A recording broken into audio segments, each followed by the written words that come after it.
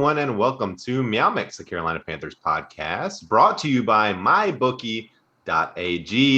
Go to MyBookie.ag, sign up with promo code MEOW, MEOW, and get double your initial deposit up to $1,000. I won some money on the Panthers this past weekend. I did too. Yeah. My name is Steven. My name is Jerry. And we're here to talk about some Panthers transactions that have occurred over the last couple of days, particularly one that happened today, Jerry. Yes. Ryan Santoso is no Adioso. more. That was so well done. I wish I thought of that. That was all you, though. Hit one game and done. Even though Matt Rule said that it was not a one game, tryout for him, it ended up being. Now we kind of know why he didn't want to kick that 50-yard field goal in the first quarter. Right. And we talked about that pretty in depth in our recap show that we did Sunday. And both of us were really confused and, questioning that. Why did he not go for the field goal or go for the fourth down conversion? Well, I understand why he didn't go for the field goal now. That it does make me feel differently about that. He obviously did not have confidence in Santoso.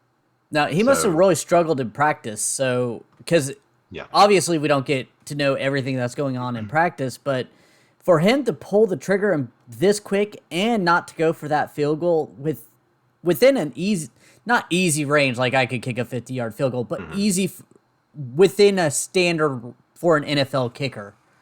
Make that kick. It also, Joey Sly going 7 for 7 with the Houston Texans Sunday. I don't think that helped. I'm sure it didn't. Helped Santoso. This is the guy that you brought in to take over for Joey. This is the week they had to do it if they were going to cut him, because if he's on the roster for the Saints game, then they're on the hook for that 7th round pick. Now that 7th round pick comes back to Carolina. So. Yeah. And you're absolutely right. I think that leaned into their decision, but obviously he just was not panning out. But they moved on and signed somebody else off another practice squad to participate. Zane Gonzalez off the Detroit Lions. Yeah, because if you can get someone from the Lions, you have to. Yeah. They got two Panthers this week from the Lions, so... Don't spoil it, Jerry. Don't spoil it. Yeah, Zane Gonzalez, I believe, was he on the... practice squad. Yeah, okay. So, they've signed him to the active roster. So, we also have Dominic Eberle, on our practice squad. I guess they didn't feel confident enough with him to bring him up, so they signed someone off someone else's practice squad to come in and do some kicking. So we'll see. Yeah. Gonzalez, 6 years, or he's 26 years old, drafted in, what round was that? 2017, bounced around from Cleveland and Arizona. Overall has a field goal percentage of 78%, extra points 94%. But the last 3 years in Arizona, he had 81% field goals and 96. So he has gotten better. And let's just hope he continues to be better here. I mean, the curse of Harrison Butker is just living on at that stadium. I mean, honestly, they should have kept Butker. Obviously, they didn't. They should have just kept Gano. He's looked fine. He's done really well. Yeah, but we are both wanting him gone. Carolina. I mean, we wanted him gone because we wanted Butker. Well, and then we like Joey. We like Joey because he has a hell of a leg. Obviously that didn't work out either. So the curse of Butker. I mean, ever since Butker has gone, the kicking woes have been here. But I wish, Gonzalez, good luck. If I had to guess, I'm going to guess that this isn't the last kicker that we'll see on this roster this year. Nope. Just based on what we've seen so far. So that it's, this is what I do on my fantasy team, is I just kind of rotate through kickers. But this is not what you should do on an actual NFL team. No. No, 100%. But the Panthers grabbed another former Detroit Lion earlier in the week. Cornerback Cornelder returns He Mm. always returns to Carolina, which is good this time because he played really well for the Panthers in the slot position. Some reason was released, after training camp by Detroit. So we'll see how it pans out there, especially with Miles Hartsfield. Looks like he's out for 8 games or so. Yeah, I mean, we're lucky that Corn was available. It's a guy that can come in, knows the system, played well last year, like you said, and can step into the role.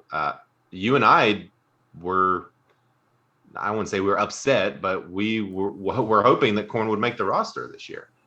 Yeah. I guess he just wanted more money than the Panthers were willing to spend.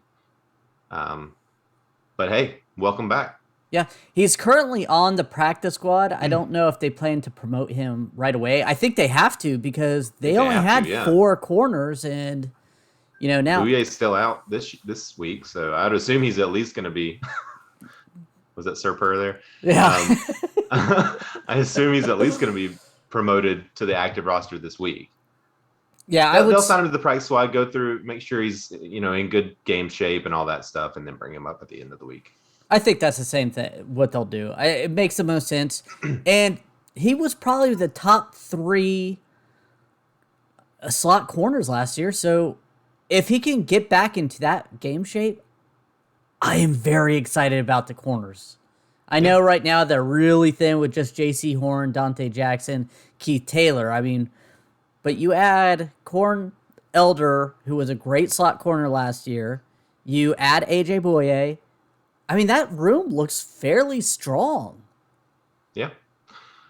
And like I said, I mean, I was excited about Hartsfield as well. I thought he played really well in the preseason and obviously earned a spot on the roster. But I'm glad Corn's back too. So I don't think there's much of a fall off. Nope. And any last thoughts before we sign off? No, I don't think so. We'll be back on Friday with our preview of the Saints game. Lots to talk about there. So yeah, a lot of Saints coaches on COVID list right now. So that now we'll see if they're still on the COVID list by the time we record Friday. But yeah, interesting game being played there. So we'll see. All right, we want to thank everyone for listening. On our side. No, I don't want COVID on my side. We want to thank everyone for listening. If you like the show, please let your friends know. Please follow us on Twitter at MeowMix Podcast. If you have any questions or comments, you can email us at mailbag@meowmixpodcast.com. And please like and subscribe on YouTube. Like I said, we'll be back later this week. And until then, everyone stay safe.